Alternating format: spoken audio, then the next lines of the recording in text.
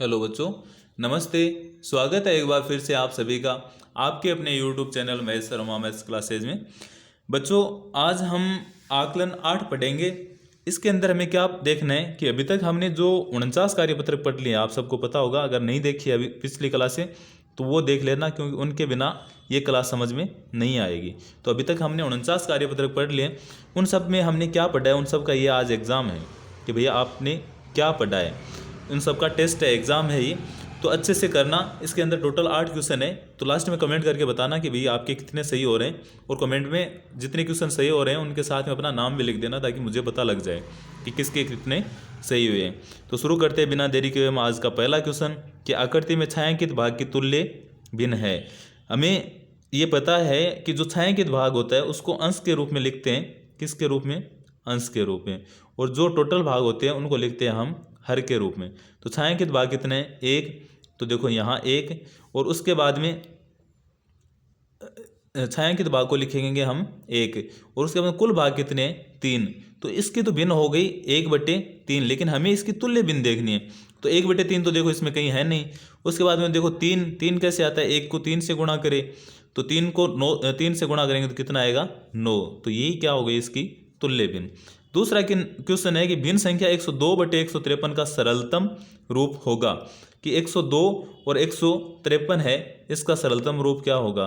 तो देखो 102 और 53 है, इन दोनों के अंदर किसका भाग जाता है? भाजकता के नियम मैंने आपको पहले भी बताया। तो 1 और 2 3, 1 5 6 और 3 9, यानी ये 3 है, ये 9 आ रहा है, तो इन दोनों में 3 का भाग जाएगा। तो हम इसका सरलतम रूप करते जाते हैं। जैसे 3 का भाग अगर इसके अंदर देंगे तो 3 तिये 9 बचा 1, और यानी 4 बार गया।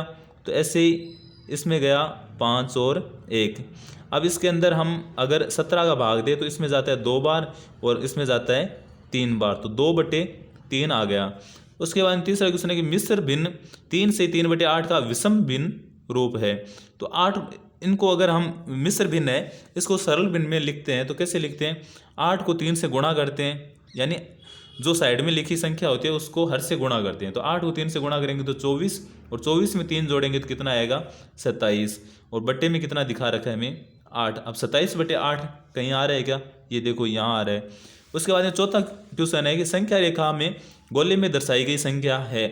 तो ये भी हमने जो पीछे कार्यपत्रक है उसके अंदर देखा है हमने कि 0 से 1 के बीच में जितने भी कॉलम आ रहे हैं उनको हर के रूप में लिखते हैं। तो देखो कितने कॉलम आ रहे हैं? 1 2 3 4 5 6, तो 6 कॉलम आ रहे हैं। इसका मतलब यहाँ लिखेंगे हम बट्टे में 6। अब ये कितने नंबर पे आ रहा है? 1 2 3 4 5, ये 5 नंबर पे आ रहा है, तो 5/6। अब 5/6 यह रहा। उसके बाद में दे रखा है पांचवा क्वेश्चन कि दिए गए मिश्रित भिन्न को अनुचित भिन्न में परिवर्तित कीजिए। जैसा हमने ये किया है वैसे ये करने। तो 8 को 5 से गुणा करेंगे तो आएंगे 40, और 40 में 2 जोड़ देंगे तो कितने आ जाएंगे? 42/5। ऐसे 12 को 6 से गुणा करेंगे तो आएंगे 72, और 72 में 5 जोड़ेंगे तो कितने आ जाएंगे? 77, और 77/6। ऐसे 15 को 2 से गुणा करेंगे तो आएंगे 30, 30 में 1 जोड़ेंगे तो आएगा 31, और 31/2। ऐसे छठा क्वेश्चन है कि दिए गए मिश्रित भिन्न को संख्या रेखा पर दर्शाइए। जो ये मिश्रित भिन्न है इसको संख्या रेखा पर दर्शाना है। तो उससे पहले हमें इसको सरल भिन्न में बदलना है, या सरल भिन्न में नहीं भी बदले हम तो ऐसे कर सकते हैं। यहाँ 0 है, यहाँ आ जाएगा 1, यहाँ आ जाएगा 2, यहाँ आ जाएगा 3, और यहाँ आ जाएगा 4। अब हमें क्या देखना है? 3 तक। तो ये 1 है, ये 2 है, ये 3 है।